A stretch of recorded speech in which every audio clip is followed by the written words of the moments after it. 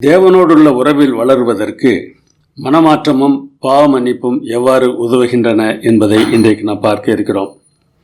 உண்மையாக பாவ அறிக்கை செய்து மனம் திரும்புகிற பாவிக்கு மன்னிப்பு நிச்சயமாக கிடைக்கும். ஜெபம் பண்ணுவோம். பாவிகளை மனம் திரும்புமாறு அழைத்து வருகிற அன்புள்ள தேவனே, இந்த நாளிலே எங்களை நாங்கள் உம்முடைய சமூகத்தில் ஒப்படைக்கிறோம். எங்கள் பாவங்களை நாங்கள் உணர்வோம்.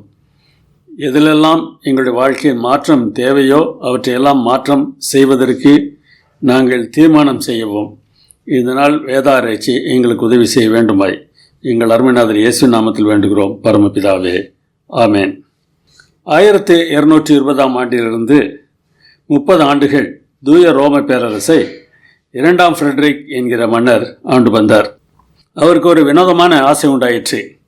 மனிதன் முதலாவதாக பேசிய மொழி என்ன என்பதை கண்டுபிடிப்பதற்கு ஆசைப்பட்டார். அதற்காக சில குழந்தைகளை பிறந்த உடனே தன்னுடைய பாதுகாப்பில் எடுத்துக்கொண்டார். அந்த குழந்தைகளுக்கு உணவு ஊட்டப்பட வேண்டும். உணவு ஊட்டுகிறவர்கள் அந்த குழந்தைகளிடம் எதுவும் பேசக்கூடாது. அப்படி எதுவுமே பேசாமல் இருந்தால் கொஞ்ச காலம் கழித்து அந்த குழந்தைகள் பேச ஆரம்பிக்கும் போது முதலாவதாக மனிதன் என்ன மொழி பேசினானோ அந்த மொழியில் அவர்கள் பேசுவார்கள் என்று எதிர்பார்த்தான். எனவே அந்த பிள்ளைகளோடு கூட தாதிமார்கள் எந்த விதத்திலும் பேசவில்லை. நாட்கள் செல்ல செல்ல அந்த குழந்தைகள் நோய்வாய்ப்பட ஆரம்பித்தன. கடைசியில் ஒவ்வொன்றாக எல்லா குழந்தைகளும் இறந்துவிட்டன. என்ன காரியத்தை அவர் நிரூபித்திருக்கிறார்? குழந்தைகளுக்கு அரவணைப்பும் உறவும் இல்லை என்றால் அவர்கள் உலகத்தில் வாழ முடியாது. என்ன மொழி என்று கண்டுபிடிப்பதற்கு முயற்சி எடுத்தார். ஆனால் எது மிகவும் அவசியம் என்பதைத்தான் அவர் கண்டுகொண்டார். உறவு மிகவும் முக்கியமானது. ஆனால் இன்றைக்கு பலர் எப்படி இருக்கிறார்கள்? உலகம் பரபரப்பாக இருக்கிறது. வாழ்க்கையில் பல வேலைகள் நமக்கு இருக்கின்றன. அந்த வேலைகளின் பரபரப்புகளுக்கு மத்தியில் உறவை நாம் மறந்து விடுகிறோம். ஒரு முறை இயேசுவானவர் ஒரு வீட்டிற்கு சென்றிருந்தார். அங்கே 2 சகோதரிகள் இருந்தார்கள். அவரை பார்த்த மாத்திரத்தில் அவருக்கு தேவையான உணவு தயாரிப்பதற்கு மூத்தவளாகிய மார்த்தாள் தீர்மானம் செய்து வேலை செய்ய ஆரம்பித்தாள். ஆனால் மரியாளோ இயேசுவின் பாதத்தருகே உட்கார்ந்து அவர் பேசுவதை கேட்டுக்கொண்டிருந்தாள். மார்த்தாளுக்கு கோபம் வந்தது. நான் வேலையை செய்து கொண்டிருக்கிறேன், இப்படி என்னை தனியே விட்டுவிட்டு நீர் பேசுவதை இவள் உட்கார்ந்து கேட்டுக்கொண்டிருக்கிறாளே என்று மார்த்தாள் முறையிட்ட போது இயேசுவானவர் ஒரு வார்த்தையை சொன்னார். தேவையானது ஒன்றே. மரியாள் தன்னை விட்டு எடுபடாத நல்ல பங்கை தெரிந்து கொண்டாள். உறவுதான் முக்கியமானது. உணவை விட உறவுதான் முக்கியமானது. சில சமயங்களில் உறவை விட உணவை முக்கியப்படுத்துகிறார்கள் என்றால் ஒரு நாள் வரும் அன்றைக்கு எது முக்கியம் என்பதை புரிந்து கொள்வார்கள். ஏனென்றால் உறவு இல்லாமல் மனிதன் இந்த உலகத்தில் வாழ முடியாது. இந்த உறவு முறிவு சில சமயங்களில் ஏற்பட்டு விடுகிறது. அதற்கு என்ன காரணம் என்பதை நாம் யோசித்து பார்ப்பதற்கு வேதாகமத்தில் உள்ள ஒரு சம்பவம் உதவி செய்கிறது. இஸ்ரவேல் ஜனங்களே ஆண்டவர் எகிப்திலிருந்து வனாந்தரத்திற்கு அழைத்து வந்தார். 10 கற்பனைகளையும் அவர்களிடத்தில் பேசினார். வருகிற வழியில் எத்தனை அற்புதங்கள்! எதிரிகள் கையிலிருந்து மிகவும் ஆச்சரியப்பிரகாரமான விதத்தில் அவர்களை பாதுகாத்து அழைத்து வந்தார். ஆனால் அதையெல்லாம் மறந்து விட்டார்கள். மறந்துவிட்டதற்கு காரணம் அதை குறித்து அவர்கள் யோசிக்கவில்லை. தேவன் இதுவரைக்கும் செய்தது எவ்வளவு பெரிய காரியம் என்பதை யோசிக்க மறந்ததினால் அந்த சம்பவங்களே அவர்கள் மறந்துவிட்டது போல தெரிகிறது. 10 கற்பனைகளை பேசிய பிறகு அந்த கற்பனைகள் எழுதிய பலகைகளை பெற்று வருவதற்காக மோசே மலைக்கு சென்றார். உடனடியாக திரும்பி வரவில்லை. 40 நாட்கள் ஆயிற்று. மோசைக்கு என்ன ஆனதோ தெரியவில்லை என்று யோசிக்க ஆரம்பித்தார்கள். அப்படி யோசிக்க ஆரம்பித்த மாத்திரத்தில் இதுவரை தங்களை நடத்தி வந்த தேவனை மறந்துவிட்டு மோசைக்கு முக்கியத்துவம் கொடுத்தார்கள். மோசை இல்லையே, என்ன செய்வது? அப்படியானால் எங்களை வழிநடத்துவதற்கு வேறு தெய்வம் வேண்டும் என்று சொல்லி சிலை செய்யும்படியாக அவர்கள் ஈடுபட்டதாக நாம் பார்க்கிறோம். ஆரோன் ஒரு கன்றுக்குட்டியை வார்ப்பிக்கிறான். அந்த கன்றுக்குட்டியை அவர்கள் வேறு தெய்வங்களின் பெயரை வைத்து வணங்கவில்லை. நாம் கவனிக்க வேண்டிய முக்கியமான கருத்து இது. எகிப்தில் பல தெய்வங்களை வணங்கி இருக்கிறார்களே, அந்த தெய்வங்களின் பெயரை எல்லாம் சொல்லவில்லை. சொல்கிறார்கள், இவர்கள்தான் உங்களை எகிப்து தேசத்திலிருந்து அழைத்து வந்த கடவுள். நாளைக்கு கர்த்தருக்கு பண்டிகை கொண்டாடுவோம் என்று சொன்னார்கள். கர்த்தர் என்றால் யெகோவா. நாளைக்கு யெகோவாவுக்கு பண்டிகை கொண்டாடுவோம் என்று ஆரோன் சொல்கிறார். அதன் பிரகாரமாக அடுத்த நாள் காலையில் சர்வாங்க தகன பலிகளையும் சமாதான பலிகளையும் அவர்கள் செலுத்துகிறார்கள். சடங்குகள் எல்லாம் ஒழுங்காக இருக்கின்றன. வாயிலிருந்து வருகிற வார்த்தைகளும் ஒழுங்காக இருக்கின்றன. யெகோவா என்கிறார்கள், பலியிடுகிறார்கள். ஆனால் தேவன் என்ன செய்யக்கூடாது என்று சொன்னாரோ அதை செய்கிறார்கள். நான் வெறும் சிலை இல்லை, எனவே எனக்கு சிலை வைக்காதீர்கள் என்று சொன்னால் சிலையை வைத்து இதுதான் கடவுள் என்று பேச ஆரம்பிக்கிறார்கள். அதற்கு காரணம் என்ன? தங்களுடைய எஜமானர் யெகோவா என்பதை மறந்து தங்களுடைய எஜமானர் மோசே என்று நினைத்து கொண்டார்கள். மோசே இல்லை என்றால் என்ன செய்வது? நாமும் பல சமயங்களில் இந்த உலகத்தில் மனிதர்களை நாம் முக்கியப்படுத்தி விடுகிறோம். மோசையின் மூலமாக தேவன் பல அற்புதங்களை செய்தது உண்மைதான். ஆனால் அவற்றையெல்லாம் மோசே செய்யவில்லை, தேவனை செய்தார். தேவன் செய்தார். தேவனால் பயன்படுத்தப்பட்ட மனிதன் என்கிற உணர்வு அவர்களுக்கு இருந்திருக்கும் என்றால், ஐயோ மோசேக்கு என்ன ஆயிட்டோ தெரியவில்லையே என்று மோசையை குறித்து அவர்கள் கவலைப்பட்டிருக்க வேண்டும். ஆனால் இவர்களுக்கு மோசையை பற்றிய கவலை எதுவும் இருந்ததாக தெரியவில்லை. மோசைக்கு என்ன ஆனால் என்ன, நாம் பத்திரமாக இருக்க வேண்டும், அதற்கு என்ன செய்ய வேண்டும் என்பதை குறித்து தான் இங்கே யோசிக்கிறார்கள். தேவனோடு உறவு சரியில்லை என்றால் மனிதரோடும் அந்த உறவு சரியில்லாமல் போய்விடும். மோசே 40 நாட்களுக்கு பிறகு திரும்பி வருகிறார். இவருக்கு என்ன ஆயிற்று என்பதை அவர் சொல்கிறார். ஆரோன் அவர்களை நிர்வாணமாய் ஆக்கியிருந்தான். அவர்கள் நிர்வாணமாய் இருக்கிறதை மோசே கண்டான். என்ன உடை உடுத்தாமலா இருந்தார்கள்? இல்லை. இங்கே நிர்வாணம் உடலை பற்றியதல்ல, உள்ளத்தை பற்றியது. அவர்கள் மனதுக்குள்ளே என்ன இருந்தது என்பது இங்கே வெளியே வந்திருக்கிறது. இஸ்ரவேலர்கள் எப்படிப்பட்டவர்கள் என்பது அவர்களுக்கும் அந்நியர்களுக்கும் ஏன் மோசேக்கும் கூட தெரிய வந்தது. பல சமயங்களில் நாம் தேவனை நம்பாமல் போகும்போது நாம் யார் என்பதை நம்முடைய செயல்கள் மூலமாக நாம் வெளிப்படுத்துகிறோம். இந்த நிலையை பற்றி பேசும்போது தான் தீட்டான உடை என்று வேதாகமம் பேசுகிறது. நாம் செய்கிற நல்ல காரியங்கள் கூட அழுக்கான கந்தையாக இருக்கின்றன. ஏனென்றால் அந்த நல்ல காரியங்கள் கூட நல்ல நோக்கத்தோடு செய்யப்படுவதில்லை. நான் ஊழியம் செய்கிறேன் என்று வைத்துக்கொள்ளுங்கள். எதற்காக செய்கிறேன்?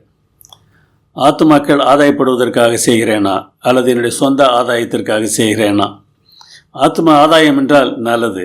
என் சொந்த ஆதாயம் என்றால் நான் நல்லவன் இல்லை. என்னுடைய நீதி அழுக்கான கந்தை. பல சமயங்களில் நாம் செய்கிற அநேக நல்ல காரியங்கள் சுயநல வாடை உடையாக இருக்கின்றன.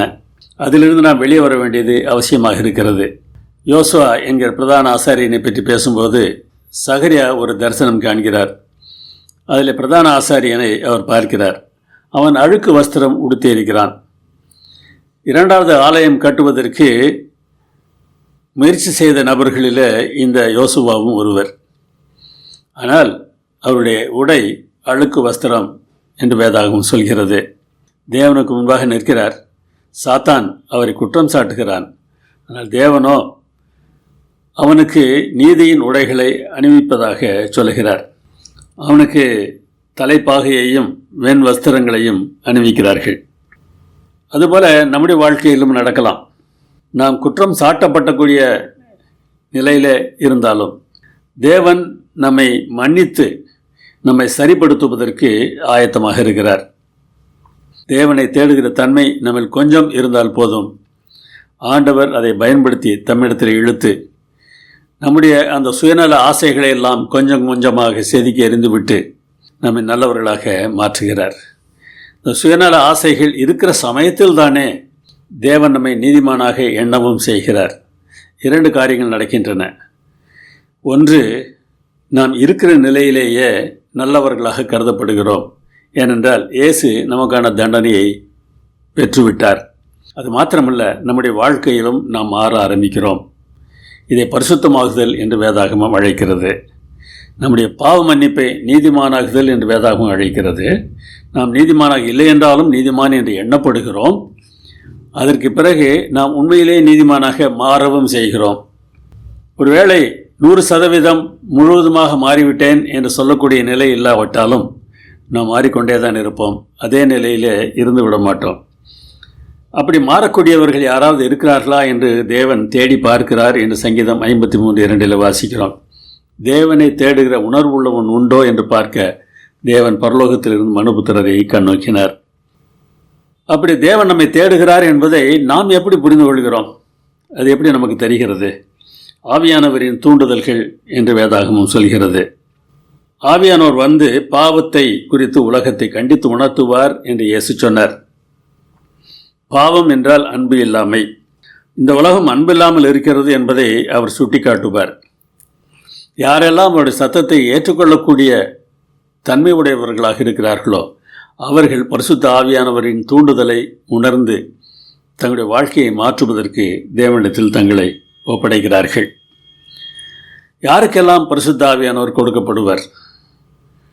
இயேசு சொன்னார், நீங்கள் பொல்லாதவர்கள், ஆனால் உங்கள் பிள்ளைகளுக்கு எப்பொழுதும் நல்ல காரியங்களை செய்ய வேண்டும் என்று ஆசைப்படுகிறீர்கள். நீங்களே அப்படி ஆசைப்பட்டால் உங்கள் பரமபிதா எவ்வளவு அதிகமாக ஆசைப்படுவார். உங்களுக்கு நல்லவற்றைத்தான் அவர் தருவார்.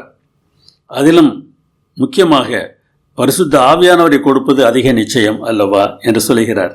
எனவே ஆவியானவரை நாம் பெற்றுக்கொண்டோம் என்றால், அவரால் வழிநடத்தப்படுவோம் என்றால் நாம் சரியான பாதையிலே செல்லுவோம். நம்முடைய உறவு தேவனோடு நெருங்கியதாக இருக்கும், மனிதரோடும் நெருங்கியதாக இருக்கும். ஆனால் தேவனை ஒதுக்குகிறவர்கள் மனிதர்களையும் வெறுக்க ஆரம்பித்து விடுவார்கள். தேவனை ஒதுக்குகிறவர்கள் மனிதர்கள் மேல் உண்மையான அன்புடையவர்களாக இருக்க மாட்டார்கள். அவர்கள் காட்டுகிற அன்பு கூட சுயநலமானது தான். இந்த அன்பை காட்டுவதனாலே எனக்கு என்ன லாபம் என்று தான் யோசிப்பார்களே தவிர, இந்த அன்பை காட்டுவதனாலே அவருக்கு என்ன லாபம் என்று யோசிக்கவே மாட்டார்கள். இந்த நிலையை ஆவியானவர் நமக்கு உணர்த்தினால்தான் நம்மால் புரிந்து கொள்ள முடியும். இதை பற்றி பேசும்போது ரோமரிலே வாசிக்கிறோம், தேவ அன்பை அவர் நம்முடைய இருதயத்திலே ஊற்றுகிறார். தேவன் எப்படி எல்லோரையும் நேசிக்கிறாரோ அதுபோல நேசிக்கிறவர்களாக நாம் மாறுகிறோம். அப்பொழுது நாம் ஆண்டவரிடத்தில் திரும்புவோம்.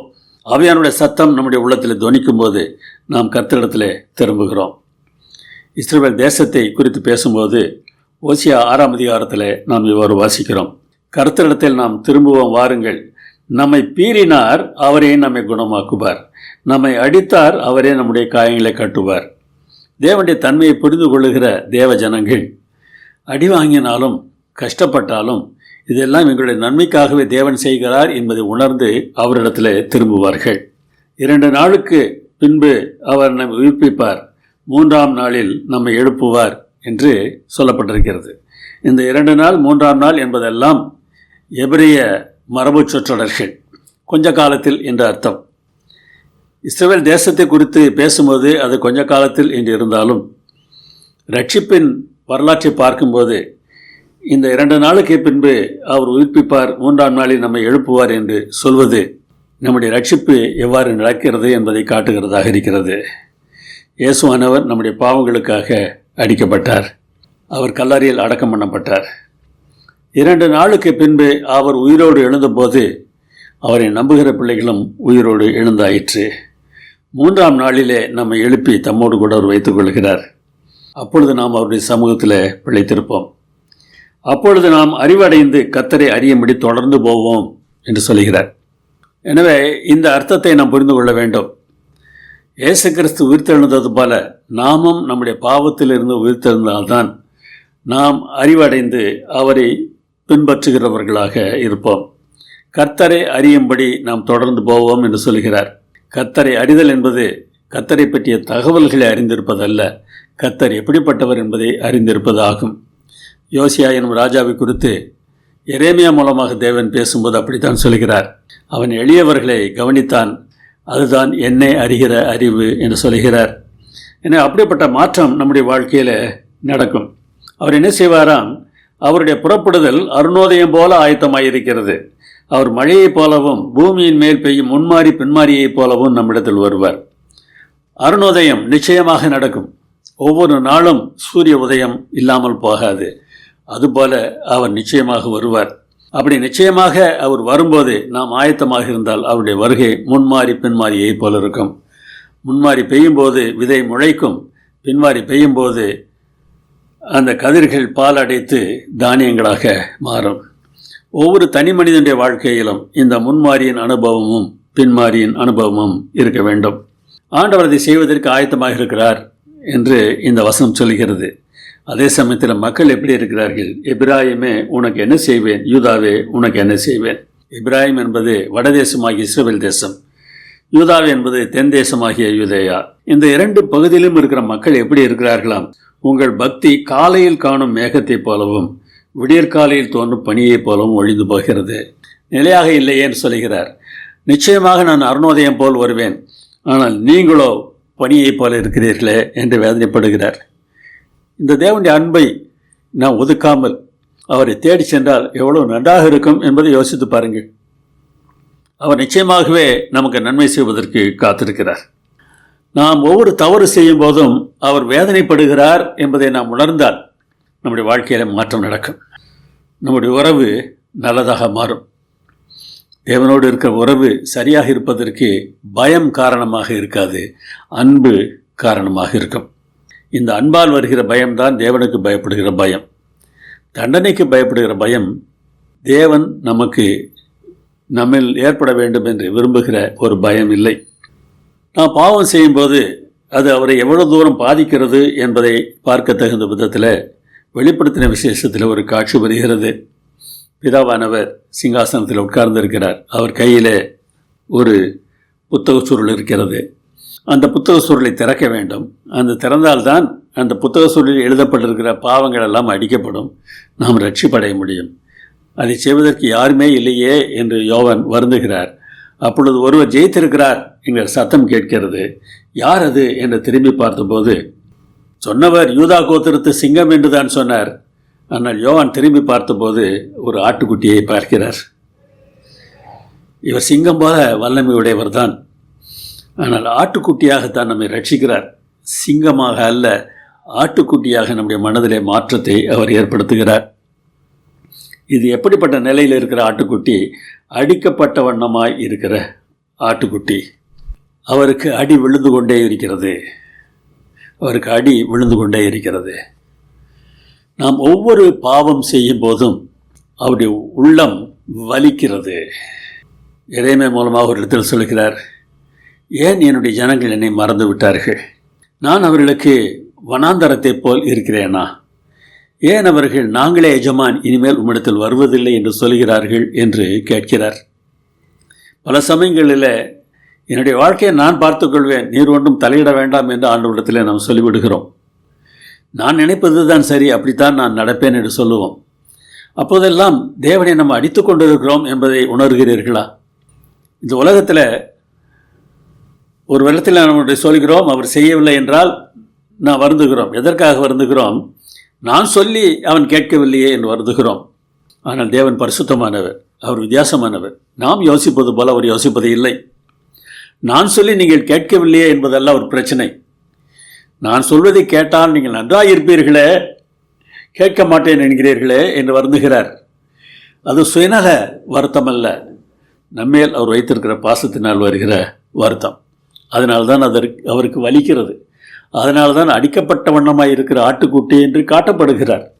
இதை புரிந்து கொண்டால் தேவனோடு நம்முடைய உறவு எவ்வளவு வித்தியாசமாக இருக்கும், உடன் மனிதர்களோடு நம்முடைய உறவு எவ்வளவு வித்தியாசமாக இருக்கும் என்பதை யோசித்து பாருங்கள். இந்த தேவ அன்பை நாம் புரிந்து கொள்ளும்போது என்ன நடக்கிறது தெரியுமா? மெய்யான மனமாற்றம் நடக்கிறது. மெய்யான மனமாற்றம் நடக்கிறது. காலம் நிறைவேறிற்று, தேவனுடைய ராஜ்யம் சமீபமாயிற்று, மனம் திரும்பி சுவிசேஷத்தை விசுவாசியுங்கள் என்று இயேசு பிரசங்கம் பண்ணியதாக மார்க் 1ஆம் அதிகாரத்தில் வாசிக்கிறோம். ஒரு காலத்தை குறிப்பிட்டு வைத்திருந்தார். தானியேல் 9ஆம் அதிகாரத்தில் அந்த காலம் சுட்டி காட்டப்படுகிறது. அந்த காலம் நிறைவேறப் போகிறது, தேவனுடைய ராஜ்யம் சமீபமாயிற்று என்று சொல்கிறார். இதற்கு முன்னராக தேவனுடைய ராஜ்யம் பூமியில் இல்லையா? தேவன் இந்த உலகத்தில் ஆளுகை செய்யவில்லையா? 2 நாளாகும் 26 பாருங்க. பரலோகத்தில் இருக்கிற நீர் அல்லவோ தேவன், தேவரீர் ஜாதிகளுடைய ராஜ்யங்களை எல்லாம் ஆளுகிறவர். உம்முடைய கரத்திலே வல்லமையும் பராக்கிரமும் இருக்கிறது, ஒருவரும் உம்முடைய எதிர்த்து நிற்கக்கூடாது. பழைய ஏற்பாட்டு காலத்தில் தானே ஆண்டவர் சொல்லியிருக்கிறார், எல்லா ராஜ்யங்களையும் நான் தான் ஆளுகை செய்கிறேன் என்று சொல்கிறார். மனிதர்கள் ஆளுகை செய்தாலும் அவரையும் தாண்டி அவருடைய கட்டுப்பாட்டிற்குள் தான் எல்லாம் இருக்கிறது. சில சமயங்களில் ராஜாக்கள் கொடூரமானவர்களாக இருக்கிறார்கள் என்றால், மக்கள் எப்படி இருக்கிறார்களோ அது போன்ற ராஜாக்கள் கிடைக்கிறார்கள். மக்கள் திருந்தினால் ராஜாக்களும் மாறுவார்கள். ஒரு நாள் வருகிறது, அந்த நாளில் இது போன்ற பிரச்சனை எதுவும் இருக்காது. கொடூரமான ராஜா என்று ஒரு ராஜா இருக்க மாட்டார். அராஜகமாக நடக்கிற ஒரு ராஜா இருக்க மாட்டார். எல்லாம் நீதியும் செம்மையுமானதாக இருக்கப் போகிறது. அந்த நாள் சீக்கிரமாக வருகிறது என்பதை தானியேல் 2ஆம் அதிகாரம் காட்டுகிறது. 4 விதமான உலோகங்கள், அந்த உலோகங்களுக்கு பிறகு களிமண்ணும் இரும்பும் கலந்த ராஜ்யங்கள். அப்படிப்பட்ட அந்த ராஜ்யத்தின் மேலே ஒரு கல் வந்து விழுகிறது. இந்த 5 விதமான நிர்வாகங்களை சுட்டி காட்டுகிறது. கடைசியில் தேவனுடைய நிர்வாகம்தான் சிறந்தது என்று காட்டத் தகுந்த விதத்தில் அந்த கல் இந்த சிலையை முற்றிலுமாக பொடியாக்கி போட்டுவிட்டு தானோ உயர்ந்து கண்மலையாகிறது என்று சொல்கிறார். இதன் மேல் நடக்கப் போகிறது. நாம் இந்த களிமண்ணும் இரும்பும் கலந்த பாதத்தின் காலத்தில் இருக்கிறோம். சீக்கிரமாக ஆண்டவர் வரப்போகிறார். அவர் ஒரு ராஜ்யத்தை ஸ்தாபிக்கப் போகிறார். ஆனால் அந்த ராஜ்யம் ஸ்தாபிக்கப்படுவதற்கு முன்னராக பல சம்பவங்கள் நிகழ வேண்டியிருந்தது. அந்த ராஜ்யம் நிறுவப்படுவதற்காகவே பல சம்பவங்கள் நடக்க வேண்டியிருந்தது. அதில் ஒன்று, பலவான் கட்டப்பட வேண்டும். இதுவரைக்கும் இயேசுவானவர் இந்த பூமியில் வரும் வரைக்கும் பரலோகத்தில் சாத்தான் பேசிக்கொண்டு தான் இருந்தான். ஆனால் ஒரு நாள் இயேசுவானவர் சிலுவையில் அறையப்பட்டார். அப்பொழுது சாத்தானும் அவனுடைய ஆட்களும் செய்த வேலைகளை எல்லாம் நல்ல தூதர்கள் பார்த்தார்கள். அவருடைய மனதிலே மாற்றம் ஏற்படுகிறது. அந்த மாற்றத்தின் விளைவாக சாத்தானை துரத்துகிறார்கள். இதை பற்றி சொல்லும்போது இயேசுவானவர் லூக்கா 11ஆம் அதிகாரத்திலே அவர் சொல்லியிருக்கிறார், நான் இப்பொழுது பிசாசுகளை துரத்துகிறேன், அதனால் தேவனுடைய ராஜ்யம் உங்களிடத்தில் வந்திருக்கிறது. பிசாசின் ஆள்கையிலிருந்து சிலர் மீட்கப்படுகிறார்கள். அவர்கள் தேவனுடைய ராஜ்யத்தின் பிள்ளைகளாக மாறுகிறார்கள். ஒரு ஆயுதம் தரித்த பலவான் இருக்கிறான். அந்த பலவான் கையில் பலவீனர்கள் மாட்டியிருக்கிறார்கள். அந்த பலவானை முதலில் கட்டினால் தானே பலவீனர்கள் தப்ப முடியும். எனவே அந்த பலவானை நான் கட்டப்போகிறேன் என்று சொல்கிறார். அதில் ஒரு முக்கியமான சம்பவம் தான் சிலுவை. சிலுவையில் இயேசுவானவர் ரத்தம் சிந்திய போது பரலோகத்தில் இருந்த தூதர்கள் அதை பார்த்தார்கள். தேவனோடு ஒப்புரவானார்கள் என்று கொலோசியர் 1:20 சொல்கிறது. இதுவரைக்கும் கொஞ்ச நஞ்சம் சந்தேகம் இருந்தாலும் அந்த சந்தேகம் எல்லாம் முற்றிலுமாக போய்விட்டது. அதன் விளைவாக உலகம் அனைத்தையும் மோசம் போக்குகிற இந்த பிசாசு சாத்தானை பரலோகத்தை விட்டு அவர்கள் வெளியே தள்ளுகிறார்கள். அவனோடு கூட சேர்ந்து அவனை சேர்ந்த தூதர்களையும் தள்ளிவிடுகிறார்கள். எனவே தேவனுடைய ராஜ்யம் நெருங்கி வருகிறது. பலவானை கட்டியாகிவிட்டது. ஆனால் இன்னமும் சில வேலைகள் நடக்க வேண்டியது இருக்கிறது. சாத்தானுக்கு மரண அடி கொடுக்கப்பட்ட போதிலும் நாம் எல்லாரும் மீட்கப்பட வேண்டும் என்றால் நாம் செய்ய வேண்டிய தீர்மானங்களை செய்ய வேண்டும். எனவே எப்படியாகிலும் நம்மை திருத்துவதற்கு தேவன் முயற்சி எடுக்கிறார். சிட்சிக்கப்பட வேண்டியவர்களை அவர் சிட்சிக்கிறார். மனம் திரும்பினால் அவர்களுக்கு ரட்சிப்பு காத்திருக்கிறது. மனம் திரும்பி நம்முடைய பாவங்களை நாம் அறிக்கையிட்டால் அவர் எல்லா நியாயத்தை நீக்கி சுத்திகரிப்பதற்கு காத்திருக்கிறார். திருந்த வேண்டியவர்கள் எல்லோரும் இவ்வாறு திருந்தும் போது, இனிமேல் திருந்தக்கூடியவர்கள் யாரும் இல்லை என்கிற சூழ்நிலை வரும்போது இழைப்பாறுதலின் காலங்கள் தேவனுடைய சன்னிதானத்திலிருந்து வரும். முன் குறிக்கப்பட்ட இயேசு கிறிஸ்துவை தேவன் அனுப்புவார். அப்பொழுது நான் தேவனோடு முற்றிலுமாக ஒப்புரவு ஆவோம். அந்த நாளுக்காக காத்திருக்கிறோம். அதன் முதற்படியாக இயேசுவானவருடைய மரணம் அமைந்தது. இயேசுவானவர் சிலுவையில் அறையப்பட்ட போது நாம் அடைய வேண்டிய தண்டனைகளை அவர் ஏற்றுக்கொண்டு நம்முடைய பாவங்களை மன்னிப்பதற்கான ஒரு வாய்ப்பை ஏற்படுத்தினார். இந்த தேவன் எவ்வளவு நல்லவர் சொல்லுவோமா? தேவன் நல்லவர். எல்லா காலங்களிலும் எல்லா சூழ்நிலைகளிலும் என்ன நேரிட்டாலும் தேவன் நல்லவர். நான் அதற்கு சாட்சி. நான் மனம் திரும்பினால் என்னுடைய பாவம் மன்னிக்கப்படுமா என்ற ஒரு கேள்வி நீங்கள் கேட்டால் நிச்சயமாக மன்னிக்கப்படும் என்று வேதம் சொல்கிறது. தேவனிடத்தில் போதுமான அளவுக்கு கிருபை இருக்கிறது. கிருபை என்பது அன்பின் ஒரு வழிபாடு. நாம் நன்மை செய்யாவிட்டாலும் நாம் தீமை செய்தாலும் நமக்கு நன்மை செய்ய வேண்டும் என்ற ஆசை அவரிடத்தில் இருக்கிறது. அந்த தன்மையைத்தான் கிருபை என்று நாம் அழைக்கிறோம். அவரிடத்தில் போதுமான கிருபை இருக்கிறது. மலையில் மோசையோடு பேசிய போது தான் எப்படிப்பட்டவர் என்பதை அவர் காட்டினார். அவருடைய வார்த்தைகள் அதை வெளிப்படுத்தின.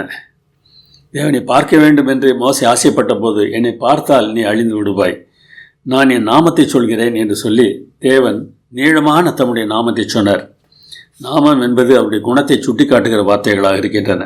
கர்த்தர், அவர் எல்லாம் தெரியும். தேவநாயக கர்த்தர், எல்லாம் தெரிந்த அவரே நமக்கு ராஜா. இரக்கமுள்ளவர். நம்முடைய பாவத்திற்கு ஏற்ற தண்டனையை அவர் கொடுக்க மாட்டார். கிருபையுள்ளவர். நாம் பாவம் செய்தாலும் அவர் நமக்கு நன்மை செய்வார். நீடிய சாந்தமுள்ளவர். சிக்ஷை கூட உடனே கொடுத்து விட மாட்டார், காத்திருப்பார். மகாதயை உள்ளவர். அவரிடத்தில் ஏராளமான நன்மைகள் இருக்கின்றன. சத்தியம் உள்ளவர், அதாவது நம்ப தகுந்தவர். நாம் அவரை நம்பலாம். இப்படிப்பட்ட ஒருவர் இருக்கும்போது பாவ மன்னிப்பை குறித்து நாம் சந்தேகப்படலாமா? நமக்கு நன்றாக தெரிந்த ஒரு கதை இயேசுவானவர் சொன்னார். இளையகுமாரன் தனக்குரிய பங்கை வாங்கி கொண்டு அப்பாவை விட்டு தூரம் சென்று விடுகிறான். எல்லாவற்றையும் அழித்த பிறகு அவன் யோசிக்கிறான், நான் அப்பாவிடத்தில் போவேன், என் அப்பா என்னை ஏற்றுக்கொள்வார், ஒரு வேலைக்காரனாக ஏற்றுக்கொண்டால் போதும் என்று நினைத்து தான் புறப்படுகிறான். அப்பா ஏற்றுக்கொள்வார் என்கிற நம்பிக்கை இருந்ததல்லவா? இந்த நம்பிக்கை தான் இன்றைக்கு நமக்கு வேண்டும். நாம் என்ன நிலையில் இருந்தாலும் அவரிடத்தில் போனார், அவர் நம்மை ஏற்றுக்கொள்வதற்கு ஆயத்தமாக இருக்கிறார். வந்தபோது தூரத்திலே அவனை கண்டு அந்த தகப்பன் மகனை பார்த்து ஓடி வருகிறார். அவர் தாங்க என் ஆண்டவர். நீங்கள் தூரத்தில் இருந்து அவர் பக்கமாக லேசாக திரும்பினா போதும், உங்களை ஓடி வந்து உங்களை கட்டிப்பிடித்து ஆற தழுவி என் மகன் வந்து விட்டான், என் மகள் வந்து விட்டாள் என்று சொல்வதற்கு இந்த தேவன் காத்திருக்கிறார். மனாசே என்கிற ஒரு ராஜாவை குறித்து நாம் பார்க்கிறோம். தன்னுடைய குழந்தையை அந்நிய தெய்வத்திற்கு பலியிட்டவன். மிகவும் மோசமான காரியங்களை எல்லாம் அந்த தேசத்தில் கொண்டு வந்தவன். ஆனால் அவன் சிக்ஷிக்கப்பட்டு எதிரி ராஜாவாலே வெண்கல சங்கிலியினால் கட்டப்பட்ட போது தேவனை நோக்கி திரும்பினான். தேவன் அவனை ஏற்றுக்கொண்டார். தேவனுடைய நாமத்தில் அதைத்தான் பார்க்கிறோம். 1000 தலைமுறைகளுக்கு இரக்கத்தை காக்கிறவர், அக்கிரமத்தையும் மீறுதலையும் பாவத்தையும் மன்னிக்கிறவர், குற்றவாளியை குற்றமற்றவனாக விடாமல் பிதாக்கள் செய்த அக்கிரமத்தை பிள்ளைகளிடத்திலும் பிள்ளைகளுடைய பிள்ளைகளிடத்தில் 3ஆம் 4ஆம் தலைமுறையை மட்டும் விசாரிக்கிறவர், தண்டனை கொடுப்பேன் என்று சொல்கிறார். தண்டனை கொடுக்கிற சமயத்திலும் கூட திருந்தினால் ஏற்றுக்கொள்வார். தேவன் எவ்வளவு நல்லவர். 1000 தலைமுறைகளுக்கு இரக்கம் காட்டுகிறேன் என்று சொன்னார் அல்லவா? உலகம் தோன்றி இன்னும் 1000 தலைமுறை ஆகவில்லை. யாராக இருந்தாலும் மனம் திரும்பினால் ஏற்றுக்கொள்வதற்கு அவர் ஆயத்தமாக இருக்கிறார். இப்படியெல்லாம் தேவனுடைய நாமத்தை மோசே கேட்ட பிறகு மோசே ஜெபிக்கிறார் பாருங்க. ஆண்டவரே, உங்களுடைய கண்களில் எனக்கு கிருபை கிடைத்ததானால் எங்கள் நடுவில் ஆண்டவர் எழுந்தருள வேண்டும். இந்த ஜனங்கள் வணங்கா கழுத்துள்ளவர்கள். நீரோ எங்கள் அக்கிரமத்தையும் எங்கள் பாவத்தையும் மன்னித்து எங்களை உமக்கு சுதந்திரமாக ஏற்றுக்கொள்ளும் என்று ஜெபிக்கிறார்.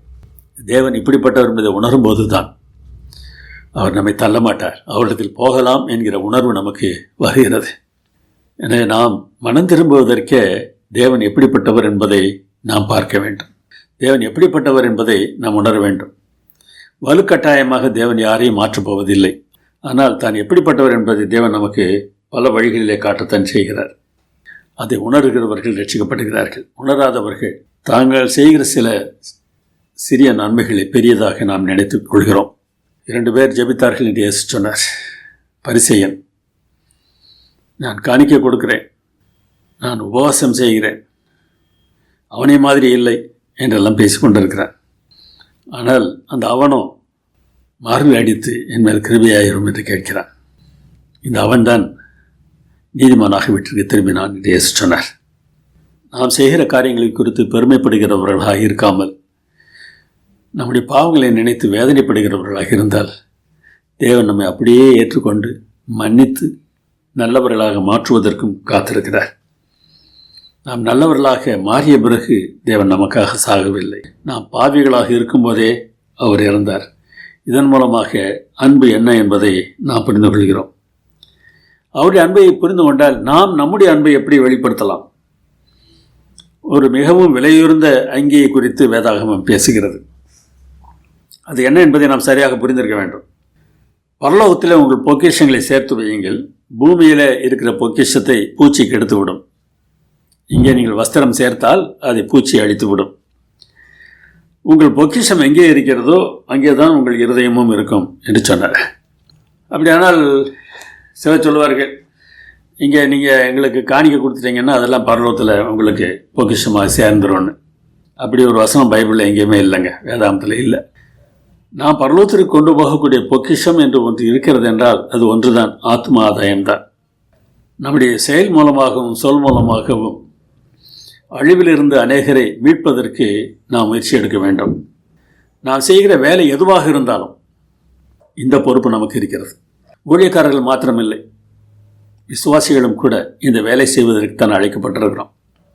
விசுவாசிகளே இந்த வேலையை செய்ய வேண்டும் என்றால் ஊழியக்காரர்கள் எவ்வளவு அதிகமாக இதை செய்ய வேண்டும் என்பதையும் யோசித்து பாருங்கள். பரலோகத்தில் நாம் சேர்க்கக்கூடிய பொக்கிஷம் ஆத்துமாக்கள் தான். ஆத்துமா ஆதாயம் செய்கிறவன் ஞானமுள்ளவன் என்று நீதிமொழிகள் 11ஆம் அதிகாரத்தில் நாம் வாசிக்கிறோம். அப்படிப்பட்ட மாற்றம் நம்ம உண்டாவதற்கு தேவனே உதவி செய்கிறார் என்றுதான் வேதாகமம் சொல்கிறது. இயேசு ஒரு ஓமை சொன்னார். ஒரு ராஜா விருந்து வைத்தான். விருந்திற்கு எல்லோரையும் அழைத்து வருகிறார்கள். அந்த காலத்தில் அவர் ராஜா விருந்துக்கு ஆட்களை அழைத்தால் அவர்கள் உடுத்துவதற்கு மிகவும் நல்ல உடையை அந்த ராஜாவே கொடுப்பார். ஒருவன் தன்னுடைய கந்தை ஆடையை அணிந்து கொண்டே உள்ளே வந்திருக்கிறார். ராஜா அவர்களை சுற்றி பார்த்தபோது, இது என்ன இப்படி வந்திருக்கிறாய் என்று கேட்கிறார். அவனுக்கு பதில் ஒன்றுமில்லை. என அவனை தூக்கி வெளியேறுகிறார்கள். அதுதாங்க, தேவன் நம்முடைய தண்டனையை நமக்காக ஏற்றுக்கொண்டதினாலே பாவ மன்னிப்பு நமக்கு கிடைக்கிறது என்பது நிச்சயம்தான். ஆனால் அதே சமயத்தில் நாம் அதை ஏற்றுக்கொள்ள வேண்டும். நாம் ஏற்றுக்கொள்ளவில்லை என்றால் அதனால் நமக்கு எந்த பிரயோஜனமும் இருக்காது. நாம் ஏற்றுக்கொள்ளும் போது நம்முடைய வாழ்க்கையும் மாறுகிறது. அவர் எப்படி அன்புடையவராக இருக்கிறாரோ அதுபோன்ற அன்புடையவர்களாக நாமும் மாறுகிறோம். நம்முடைய வாழ்க்கையிலும் நம்முடைய செயல்களும் மாற ஆரம்பிக்கின்றன. வெளிப்படுத்தல் 19:8 ஆட்டுக்குட்டியானவரின் மனைவியாகிய எருசலேமை எப்படிப்பட்ட அலங்காரத்தோடு யோவான் பார்க்கிறார் என்பதை வெளிப்படுத்தல் 19:8 நாம் வாசிக்கிறோம். சுத்தமும் பிரகாசமுமான மெல்லிய வஸ்திரம் தரித்து கொள்ளும்படி அவளுக்கு கொடுக்கப்பட்டது. அந்த மெல்லிய வஸ்திரம் பரிசுத்தவான்களுடைய நீதிகளே.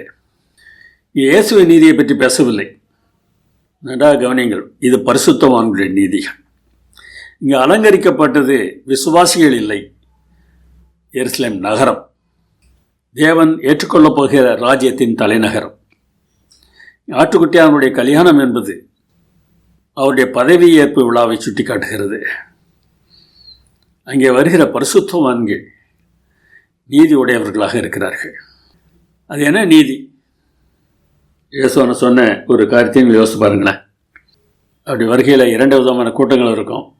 ஒரு கூட்டத்தில் சொல்வாராம், நான் வியாதிப்பட்டிருந்தேன், என்னை பார்க்க வந்தீர்கள். நாங்கள் எப்பொழுது என்று கேட்பார்களாம். சிறியவர்களாகிய எளியவர்களில் ஒருவருக்கு நீங்கள் எதை செய்தீர்களோ அதை எனக்கே செய்தீர்கள் என்று சொல்லுவாராம். அப்படியான இந்த பரிசுத்தவானிய நீதிகள் என்று சொல்வது இயேசுவின் நீதியை நாம் அணிந்து கொள்வது மாத்திரமல்ல, இயேசுவின் நீதியை உடையவர்களாக நம்முடைய வாழ்க்கையில் நாம் மாறுவதும் அங்கே அடங்கி இருக்கிறது. அந்த மாற்றம் நிகழ்ந்தாக வேண்டும். அதனால தான் பவுல் சொல்கிறாரு, எனக்கு பிரியமானவர்களே, நீங்கள் எப்பொழுதும் கீழ்ப்படுகிறபடியே அதிக பயத்தோடும் நடுக்கத்தோடும் உங்கள் ரட்சிப்பு நிறைவேற பிரயாசப்படுங்க. கீழ்ப்படிதல் தேவையில்லை என்று வேதாகமும் சொல்லவில்லை. கீழ்ப்படியுங்கள், உங்களுடைய ரட்சிப்பு நிறைவேறுவதற்கு நீங்கள் பிரயாசப்படுங்கள் என்றுதான் வேதாகமும் சொல்கிறது. அந்த முயற்சியை நாம் எடுத்தாக வேண்டும். நாம் பிரயாசப்பட வேண்டும். திருந்த வேண்டியவர்கள் எல்லாரும் திருந்துவதற்காக அவர் காத்திருக்கிறார் என்றுதான் வேதாகமும் சொல்கிறது. தாமதிக்கிறார் என்று சிலர் எண்ணுகிறபடி கர்த்தர் தமது வாக்குத்தத்தத்தை குறித்து தாமதமாயிராமல் ஒருவரும் கெட்டுப்போகாமல் எல்லாரும் மனம் திரும்ப வேண்டும் என்று விரும்பி நம்மை நீடிய பொறுமையுள்ளவராயிருக்கிறார். ஒவ்வொரு தனி மனிதனுடைய வாழ்க்கையிலும் ஆண்டவர் எவ்வளவு காலம் காத்திருக்கிறார் பாருங்க. நேபுகாத்நேச்சார், மனாசே, கடைசி நாட்களிலே அவர்கள் திருந்துகிறார்கள். அதுவரைக்கும் அவரோடு போராடி தான் வருகிறார்கள். அவர் போராட்டத்தை நிறுத்துவதாக இல்லை. அவர் மிகுந்த பொறுமையுடையவர் என்று வேதாகம் சொல்கிறது. ஜெரி மக்காலே என்று ஒருவர், அவர் அயர்லாந்திலே பிறந்தவர். பிறகு சிறு வயதிலே நியூயார்க் வந்து விடுகிறார். அந்த பகுதியில் ஒரு கூட்டம் இருந்தது. அவர்களுக்கு ஆற்று திருடர்கள் என்று பெயர். இரவிலே ஆற்றில் சென்று அங்கே வருகிற படகுகளை கொள்ளையடிப்பார்கள். பிறகு பகலிலே அவற்றை விற்று தங்களுக்கு தேவையான பணத்தை அவர்கள் சேர்த்துக் கொள்வார்கள். இப்படிப்பட்ட நிலையில் இந்த ஜெரி மக்காலேயும் இருந்தார். அவரும் ஒரு ஆற்று திருடன் தான். 19 வயதில் அவர் கைது செய்யப்படுகிறார். அவருக்கு நீண்டகால தண்டனை விதிக்கப்படுகிறது. சிறை தண்டனை அவரை கொஞ்சம் கூட மாற்றவே இல்லை. மறுபடியும் அங்கேயே மோசமாகத்தான் இருக்கிறார். இந்த சமயத்தில் ஆர்வில் காட்னர் என்பவர் ஒரு மனம் திரும்பிய திருடர் ஒரு சாட்சி சொல்கிறார். அந்த சாட்சி இவருடைய உள்ளத்தை மாற்றுகிறது. இயேசுவை நோக்கி பார்க்க ஆரம்பிக்கிறார். வேதாகமத்தை வாசிக்கிறார். நன்னடத்திய நிமித்தமாக விடுதலை செய்யப்படுகிறார். ஆனால் மறுபடியும் குடிக்கிறார், திருடுகிறார். ஆண்டவர் அவரை விடுவதாக இல்லை, போராடுகிறார். கடைசி முற்றிலுமாக தம்மை இயேசுவுக்கென்று ஒப்படைத்தார். 1872 ஆண்டில் ஜெரியும் அவருடைய மனைவி மரியாவும் சேர்ந்து உதவிக்கரம் என்கிற அமைப்பை ஆண்களுக்காக திறக்கிறார்கள். ஜெரி மெக்காலாவுக்காக தேவன் காத்திருந்தார். ஏன் காத்திருந்தார்? அவர் செய்த பாவமெல்லாம் சரியே என்பதற்காக இல்லை, அது காரணம் இல்லை. அதையும் தாண்டி ஜெரி மெக்காலையை தேவன் நேசித்தார். அவர் விலை மதிப்புள்ள ஒரு ஆத்மா என்பதனாலே தேவன் காத்திருந்தார். இன்றைக்கும் கர்த்தர் உங்களுக்காக காத்திருக்கிறார். அவருடைய அன்பை புரிந்து கொண்டு மனம் திருந்துங்கள், மன்னிப்பு கேளுங்கள். உங்களுக்கு கிடைத்த மன்னிப்பை மற்றவர்களுக்கும் கொடுங்கள். உடன் மனிதர்களோடு அன்பாக இருங்கள். கர்த்தர் உங்களை ஆசீர்வதிப்பார். ஜெபம் பண்ணுவோம். எங்கள் நல்ல பிதாவே, எங்களுடைய உண்மையான நிலையை நாங்கள் உணரவும், அன்பற்ற நிலையில் இருந்தோம் என்றால் அது மாறி அன்புடையவர்களாக நாங்கள் மாறுவதற்கு பரிசுத்த ஆவியானவருடைய ஒத்தாசையை பெற்று நாங்கள் வாழ்வதற்கு எங்களை உதவி செய்ய வேண்டுமாய் எங்கள் அருமைநாதர் இயேசு நாமத்தில் வேண்டுகிறோம் பரமபிதாவே. ஆமென்.